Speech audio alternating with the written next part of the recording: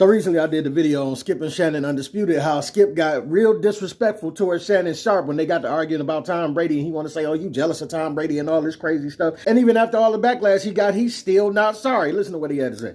So, as you might know, my man Shannon Sharpe and I did get into it the other day on Undisputed, live, over, of course, Tom Brady.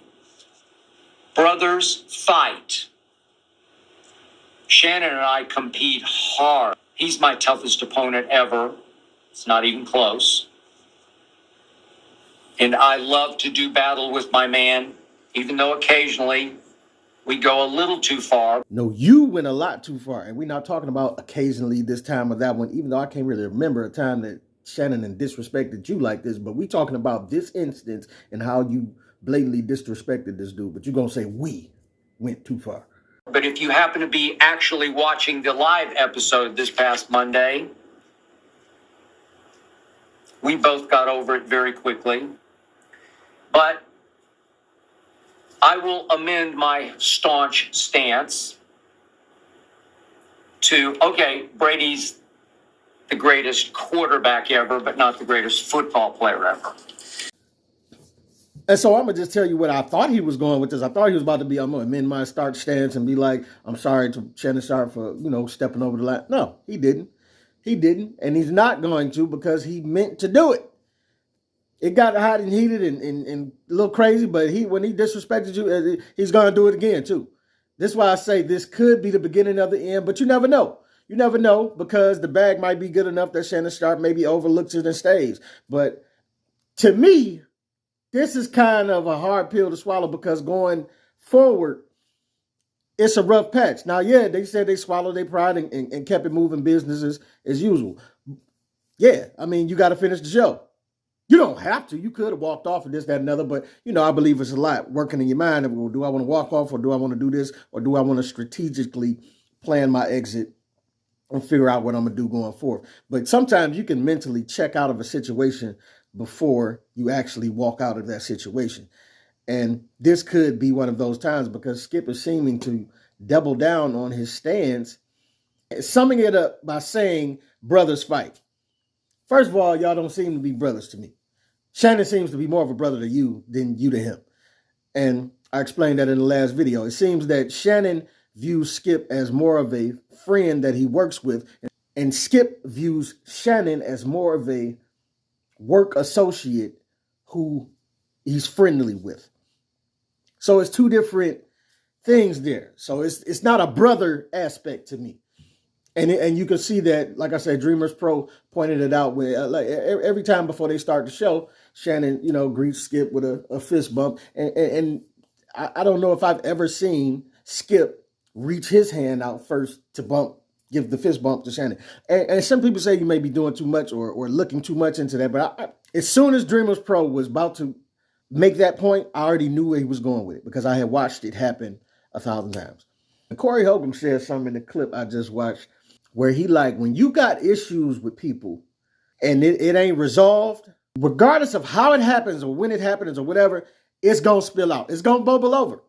And so when you got unresolved issues with people, the comments can get nasty and they can come out at a very unexpected time. And I don't know what Skip's issue with Shannon is, besides the fact that Shannon comes prepared hard and argues very well thought out debates with Skip. And Skip, I think, but looks at Shannon like, hey, I'm the big dog in this situation. I'm the Hall of Famer in this situation. As Shannon would look at Skip if they were on a football field. But Shannon comes with so many facts and this, that, and the other, as well does Skip. But sometimes Shannon argues him downs with a lot of facts and this, that, and the other. And he gets frustrated and goes to a personal place, as he did here. And you can also add into the fact that they cover social justice and racial issues sometimes, and they always don't see eye to eye on those things. So maybe then Skip is also keeping some of that stuff with him in his back pocket. Like, oh, I feel like this about you and this, that, and the other. And then at a wrong time, it spills out. Oh, you jealous of Tom Brady because this, that, and the other. Man, I just gave you some stats saying he played better. Yeah, well, whatever, and it comes out in this type of way.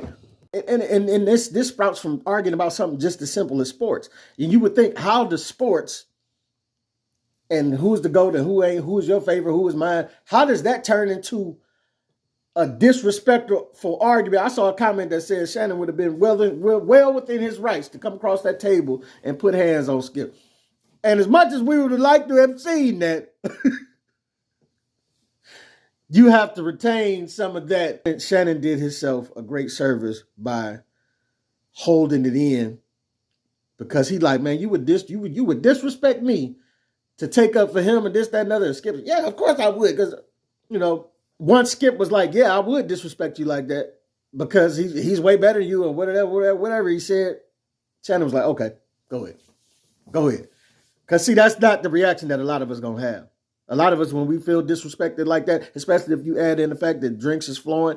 Now, luckily, they are in the business atmosphere, so there was no drinks to be had to amp up the situation. But a lot of us, we know these situations. We sipping and we talking, and our argument about LeBron turns into something different because, as Corey Holcomb said, you got some issues with this person already because they didn't wronged you on quite a few occasions or disrespected you on quite a few occasions, and you ain't said nothing. You let it fly. You saw it. You hinted at it. They act like they ain't hear you. You let it fly. Now, for some reason, this day be the straw that broke the camel's back, and they say that one thing that be like, hold on. So you just gonna disrespect me like this, and then, you know what I'm saying? And then it just bubbles over. Because that becomes the time where you like, oh, today gonna be the day. I'm not letting this one pass, cuz. I'm not letting this one pass. You gonna hear what I got to say today. And I'm gonna tell you, it's therapeutic, but it can go wrong too. The same breath.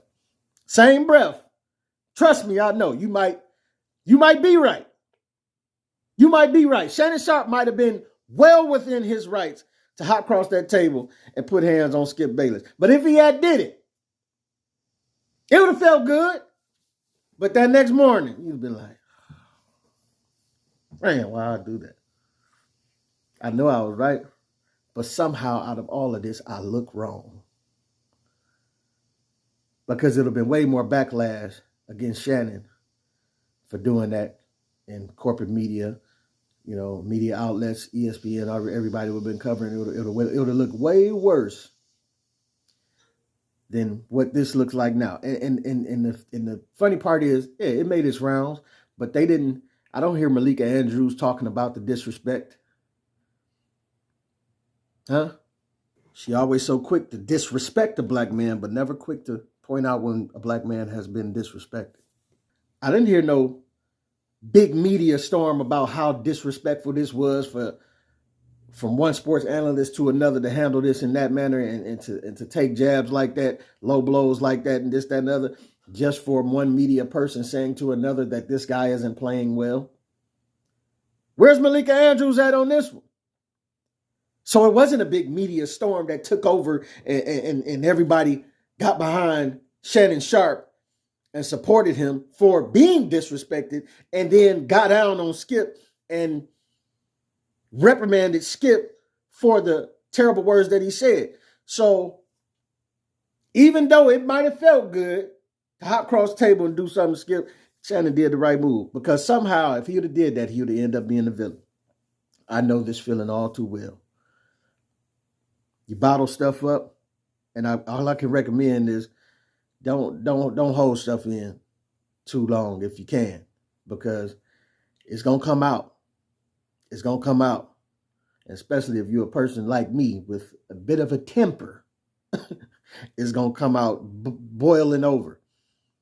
When it's gonna be stored up for however long it's been stored up, and me counting and noticing little disrespectful stuff you doing or saying, and then when it come out, it's a weird mixed bag of feelings, because you can be messing up the mood, messing up the party, over some stuff that you've been holding and you needed to have a conversation with, and you should have had a conversation with this person one-on-one, however long ago, when it happened, but it didn't, and then it boils over somewhere unexpected in front of some people that's unexpected.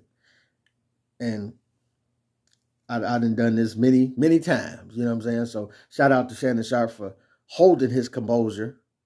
Shout out to those like me who are trying to learn how to do so. Shout out to all the households that I didn't disturbed in my argumentative states, bubbling over on somebody in the party that's getting on my nerves. You know what I'm saying? But I mean, forgive me. We are all works in progress.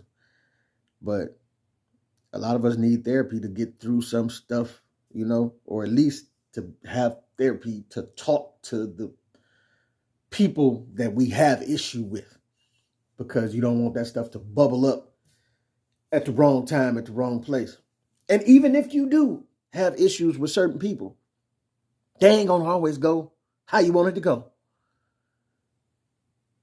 And I'm seeing that in this video with Master P that I got. I'm gonna do a video on that coming up. Master P and Lil Romeo. It ain't gonna always go how you want it to go.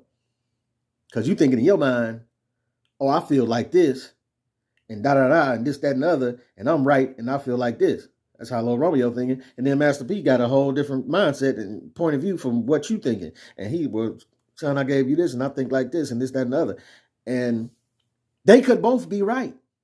I don't know. I haven't dove deep into it, but they could both be right in their own mind. But that just goes to show, even if you do have issue with somebody and you take issue and then you say said issue to them, they might not respond the way you think they should respond. In your mind, you thinking, I'm going to say this, and they going to accept it, and they going to be like, hey, my bad, I ain't see it like that. Come here, give me some love. And when they don't respond like that, when they be like, out your mind, you nuts. How could you see it like that? I see it like this.